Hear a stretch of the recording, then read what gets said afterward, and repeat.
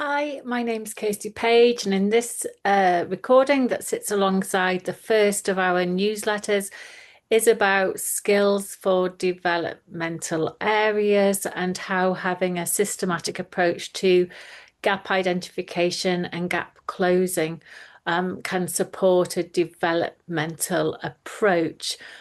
And although we often equate child development with the early years, and I think that goes without saying, I do want us to realize how that strong developmental understanding and a strong developmental approach stretches into older children as well. These developmental gaps can act as barriers for areas of learning.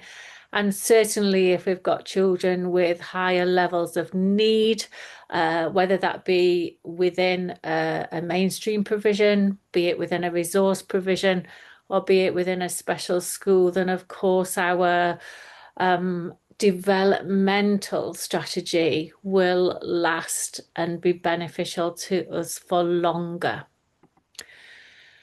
So when we're thinking about having a developmental strategy to gap closing and gap identification, possibly if we're wanting to prioritize one area of development because we know that that's fundamental for learning, and also possibly because we see that many of our children have gaps with that area of development, we need to move away from just considering the area of development as if it's one thing.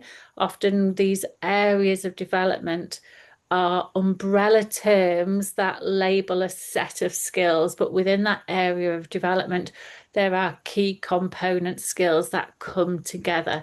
So I think we need to understand what the areas of development are that or what the component skills are, should I say, that feed into our understanding of the overall area.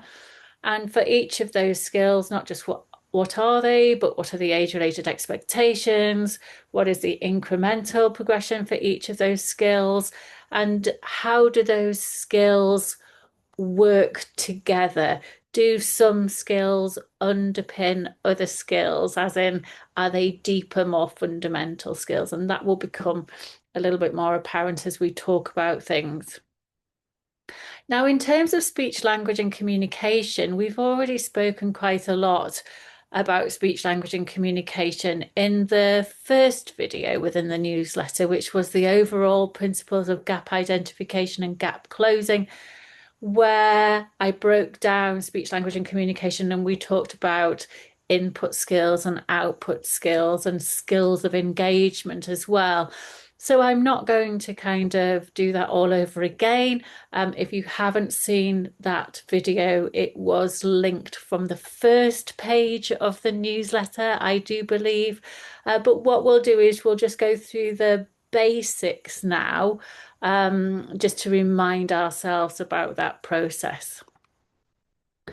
So when we're wanting to identify gaps and tackle children's needs, I always kind of have this notion of skill flow, which is something that I learned to use as a speech and language therapist, which is about saying, what I need to establish are the gaps, but what I most fundamentally need to establish is the biggest, the deepest, the most fundamental skill gap that is acting as a barrier to progression for this child, and the barrier that is stopping other skills from developing. And for those of you who have a Launchpad toolkit, we can look at this through the specific speech, language, and communication CPD, the linked index, and the specific CPD about the skill flow assessment process. But let's talk through it briefly now, because also this is beneficial for all people. And what I'm wanting to consider when I'm looking at a child where I have speech, language, and communication concerns is the most fundamental couple of questions. Has this child got early play in place, play skills in place? Has the child got early, very early communication skills that allow the child to tune into people and to exhibit two-way communication? I've coloured these purple because on the Launchpad toolkit, which many people who are watching this will have, so I am referencing it in, they will be coloured purple, but we'll call them symbolic skills and pragmatic skills. Now, if I realise that those skills are not in place for a child, I delve down a little bit more deeply, and that's where I focus my efforts because I can't build anything else. I can't build vocabulary skills. I can't build sentence structure. Um, if the child is struggling to engage with me, my team, with other children, and with objects and opportunities within the learning environment. However, if I feel that those very early play and communication skills are in place, I want to do a metaphorical sweep of the input and output of the mechanics of speech and language. And at a level, I want to look at a child's auditory attention or their listening and attention skills, their ability to process language, which we call receptive language skills, their general vocabulary development, how many words they know and how readily they learn words, and also their expressive language, their output skills in terms of the content of what they're saying. How does the child's skills correlate with what I would be expecting for those skills? And I've coloured them in the skill colours that we will find on the Launchpad toolkit. But although this slide reads from top to bottom on the Launchpad skills framework, these would read from left to right. But what I want to be doing is going in and tackling the deepest, earliest barrier. So it might be that I am working on auditory and receptive language in order to improve vocabulary and talk. If I find that there are deep fundamental gaps there. But some children may have very, very strong understanding and language processing, and it is a specific expressive language delay. But for most of my children, even if the talk is what I notice, as in having gaps, the gap that is causing the problem and where I need to focus my efforts will usually be earlier and deeper than I initially think. And then the last thing that I need to consider is the child's speech sounds. And for some children, their language, their receptive language and their expressive language is okay. It is just a speech sound issue. And again, in the Launchpad training, we talk about if speech is the only concern, then we might want to go back and explore in more detail very specific auditory skills, such as auditory discrimination, and also very specific skills, such as the detail of the child's phonological awareness. Because although auditory discrimination and phonological awareness are skills that we're used to talking about in relation to phonic readiness and phonic progression, they play a fundamental role in speech sound progression, speech sound learning, speech sound processing. And so we often find that not all, but a lot of our children who don't move on with their speech sound development can have deeper auditory and phonological processing gaps, which are preventing their speech sounds from moving on. But what I want to do mainly today is to also just emphasize, and I mentioned it in the Gap ID video, but is that it's not just about the mechanics of talking. What we find is that for most children who develop speech and language skills well, that alongside that, their play will continue to develop well, and their ongoing social communication and emerging conversational skills will develop well. But what I don't want to do is get so fixated on the mechanics and the vocabulary and the sentence structure that I forget to look at those wider skills, those really fundamental skills where language meets play, imagination, creativity, and where language skills meet people. because it may be that a child has gaps within the language processing and the mechanics of speech and language, but actually the gaps that are causing the biggest barrier is about how they interact with other people and their learning environment. So although I wanted to just check those really early, most fundamental skills of early communication and very early play first, I will also want to be making sure that children's ongoing symbolic skills, ongoing play skills, and ongoing social communication or pragmatic skills continue to develop, because it may be that they are the most fundamental gaps for a child, or it might be that I need to work on that and also receptive language and also vocabulary, for example. But what I don't want to do is have that old-fashioned almost speech and language model where I only look at the detail of the mechanics without looking at how does a child use those skills in relation to their learning environment and play, and how does a child use those skills in order to engage with people, because it's through that learning environment and through those people that they will develop their language skills further. What I want to do just towards the end of this video is to talk a little bit, though, about personal, social, and emotional development, and thinking about the skill base for that in a little bit more detail, and how a gap identification approach can support us here.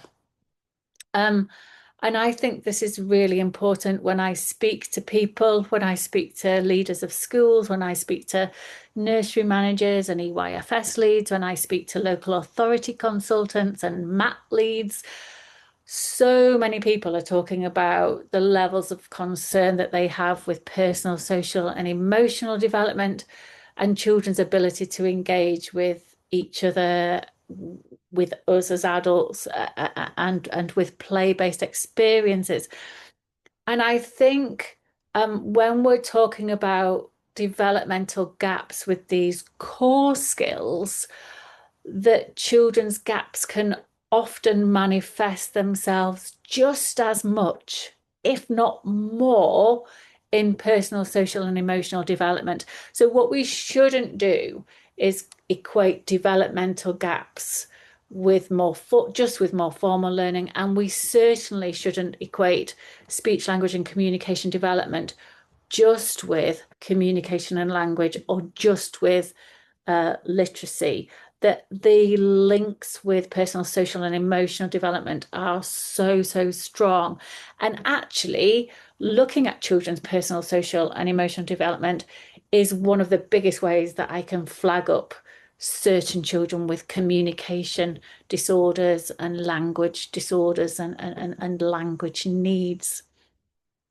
So, of course, I am not saying that the role models that a child has in their life are not important. Of course, they are. I am not saying their early experiences in terms of emotional and social development are not important. Of course, they are. I am not saying that levels of bonding and issues around that are not important. Of course, they are. I am just saying, in order to support children and facilitate progression, we also need to look at a child from a developmental point of view, as well as being aware of their early experiences and possible issues around home life. And also, we know children who have issues with PSED where their early experiences have been strong, whether there are siblings within the same home who haven't had these issues. So again, it's obviously something about that child that is meaning they are experiencing difficulties in this area. So I think we need to have that awareness of social, emotional, home life, but we also need to be able to look for gaps that are causing a barrier and identify next steps for children as well. And as an ex-speech and language therapist myself, I know for a fact that most children who exhibit issues with personal, social, and emotional development, and certainly most children who exhibit behavioral concerns in the early years and beyond, there will be a level of language and communication gap there. And the gaps that we find that cause the biggest impact on personal, social, and emotional development will be those communication skills, or those pragmatic skills, as we call them on Launchpad, their language skills, particularly their receptive language skills. Again, some children get frustrated and have issues because they can't express themselves with expressive language.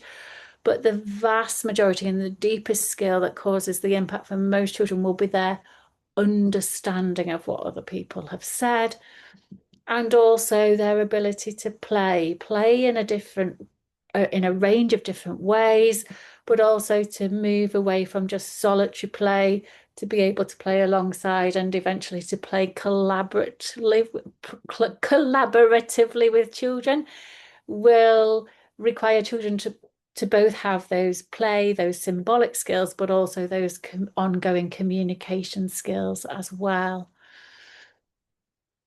So when we're looking at children who are causing us concerns, or when we are looking at having a more general approach with all of our young children or with a specific group of children, it is really useful to kind of ask ourselves, what are their symbolic skills like? What are their play skills like? And even going as far as to say, does this child actually know how to play? What can they do? What do they play with? Where do they go?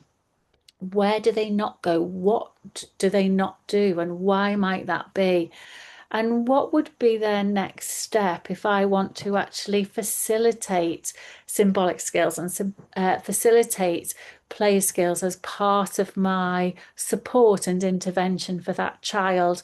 And I need to realize that facilitating play skills will be one of my biggest vehicles for building PSED, but also one of my biggest vehicles for building language skills with children. Um, and once I have a sense of what a child can do, what their next steps would be, how can I facilitate this? How can I coach this and model this skill? And how can I create even more opportunities to facilitate this and make the most of the opportunities that I have? And are all members of my team aware that this is what we need to do with this target child or these target children? Again, it depends on children, but if I am thinking about having a systematic approach to PSED, it might be that there are key pragmatic skills that a child needs to have but hasn't yet developed. And this is where a really thorough understanding of this area of development, and also that incremental understanding to know, well, what would be an appropriate next step. But when we're targeting pragmatic skills, often what we will find to build PSED is we could have possible next steps relating to turn taking, that ability to take turns. And it depends on the child as to whether that will be one-to-one turn taking, or whether that would be able to be tolerating turn taking with 2 or 3 children. So turn taking is a skill that develops over time. But again, systematically looking at where children are and systematically tackling that skill can be a great way to support PSED, but also has really positive effects on listening skills and also language skills. It might be that we need to support a child to learn how to initiate interactions, or to use language to ask for help, ask to join in, ask if they want a child to stop doing something. Children can often talk, but to talk in different ways for different social purposes is a different skill all over again. And for some children, my next steps might go as deep and as fundamental as is this child actually aware that there are other children? Is this child aware that these children are other people like they are, and they're not just objects like the boxes and the tables and the chairs? Um, and then moving on from that, is this child aware of other people's needs and then all the complexity of the impact of my actions and words on those other people? So these are all skills that slowly children need to build, and learning how they develop, but putting things in place in a systematic way is the best way we can move children forwards. Now, a lot of children, again, if I'm wanting a targeted approach to receptive language, I'll also need to think about their language processing. And the biggest barriers will be with receptive language. How much language can a child hold? And on Launchpad, we would call that auditory memory for understanding. What's their conceptual understanding like? Um, what's their level of vocabulary like? So if I'm giving them an instruction, or if I'm just interacting with them generally, how long should my sentences be? How simple? How far back do I need to go with my vocabulary? But also, what will be my next steps for building that understanding, for building that vocabulary, for building that conceptual understanding? So it might be that I have to simplify my interactions and to simplify my language, but I also then want to systematically build those skills with this child as well.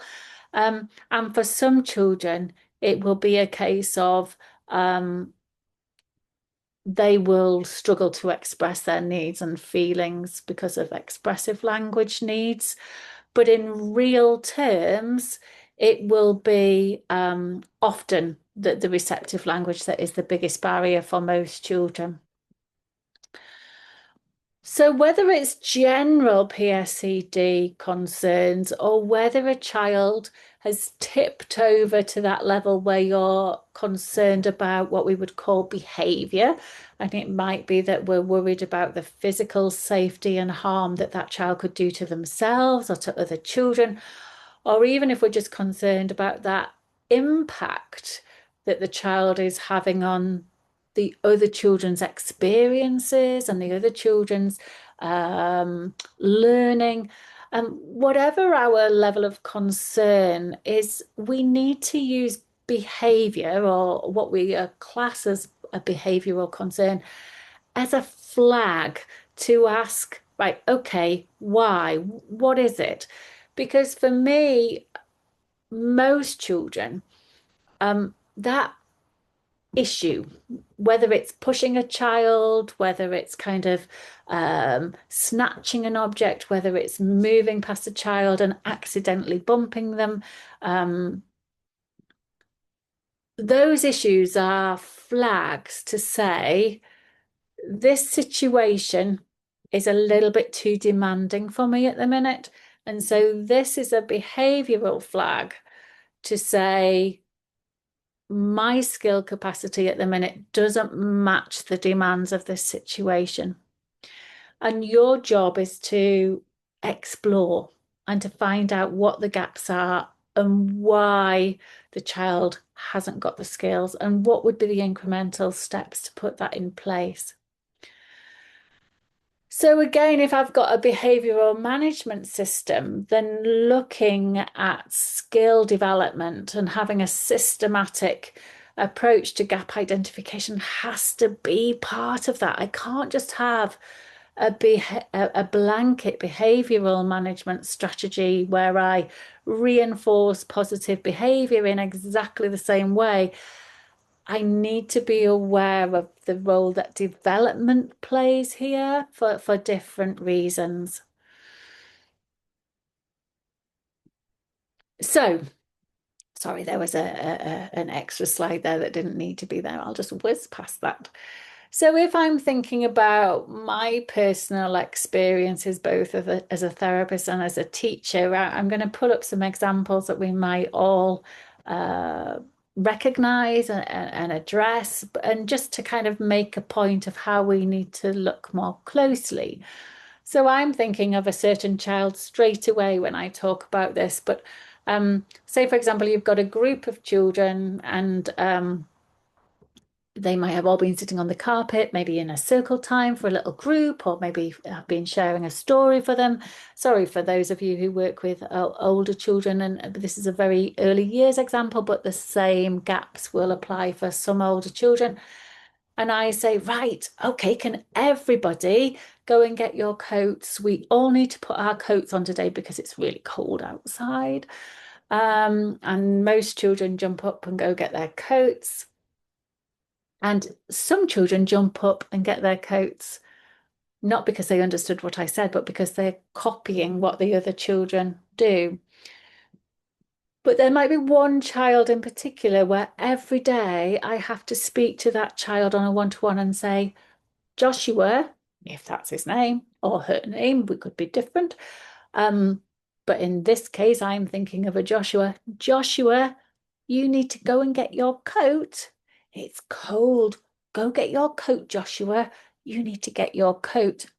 I'm simplifying my language down, but I am also talking to him on a one-to-one because he hasn't followed the instruction I gave to the group.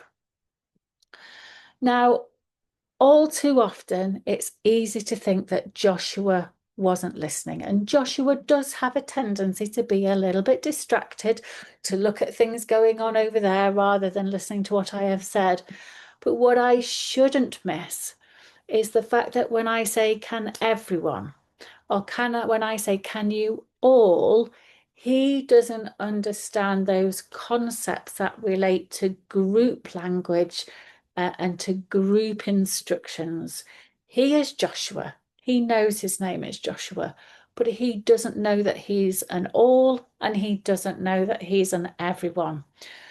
So for me to improve the situation, of course, I might want to do some work on Joshua's listening and his auditory attention more generally, but also I need a systematic way of being much more demonstrative with my non-verbal communication and to put things in place so that over time he can learn what those concepts mean. Let's pull another example just before we finish. And I'm thinking about a child who had language and communication needs, but where people were beginning to become a little bit more concerned about behavior more than language, because this child's literal understanding of language, his ability to follow instructions with very familiar noun vocabulary was not bad, and people had checked that.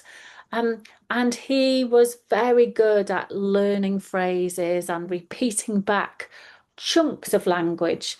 And his speech was really quite nice and clear. So he gave people the impression, because he had this clear talk and he was very good at copying back chunks of language, he gave people the impression maybe that his language skills were better than they are.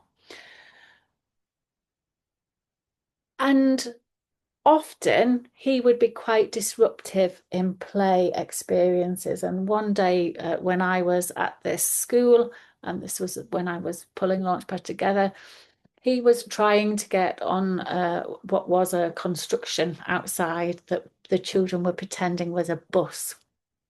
And the children had been making their own little tickets and were using the tickets to get on the bus. It was lovely to watch.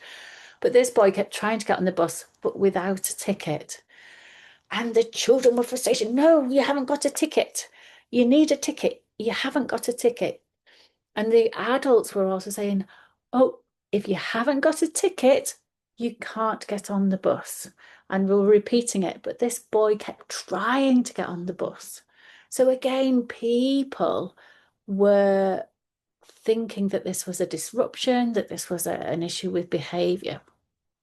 So after that situation, the teacher and I, when everybody else was having a story, we just took this boy to one side and he was really good with his colours. He had lots of noun vocabulary, and he really liked vehicles. So I deliberately chose a few different cars, which were a few different colours. And I think I had 6 different colours, so enough to have a choice, but not too many to be overwhelming. And together we sat with him, and I just said to him, can you give me a car that is not yellow? I didn't shake my head and give the game away. I just used the word not in a very short, simple sentence alongside the concept of yellow. Can you give me a car that is not yellow? And he passed me the yellow car. So we tried it again with another. We tried it with some different objects. Can you give me something that is not a spoon? Gave me the spoon. So what I'm trying to say here, for his personal and social and emotional development, for the management of these instances that were being seen as behavioral incidences, we need to know that about his skill so that when we're managing those situations, we can speak at the right level. And right now, I need to realize that I need to use a lot of nonverbal alongside negative language. And by negative, I mean negative grammar, not negative language. But also, at other times, I need to teach him to understand those skills so that over time he can move on, and over time those incidences can go away. So again, it's that language of behavior management, but on alongside that, it's that what skills do I need to be developing in this child so that over time they are making progress with personal, social, and emotional development, but where these incidences become less frequent and eventually go away. And that's what I'm trying to think. So again, we'll explore areas of development in more detail in future newsletters, but I just wanted to really unpick that area, which is so important for so many of our children, and really look at how a developmental edge can help us upskill ourselves, but also help us to move our children onto the next level. If you want to subscribe to the newsletter, if you haven't done already, or if you know people who do, just get them or email us yourselves at toolkit@launchpadforliteracy.co.uk and we'll sort that out for you. Okay, thank you for your time.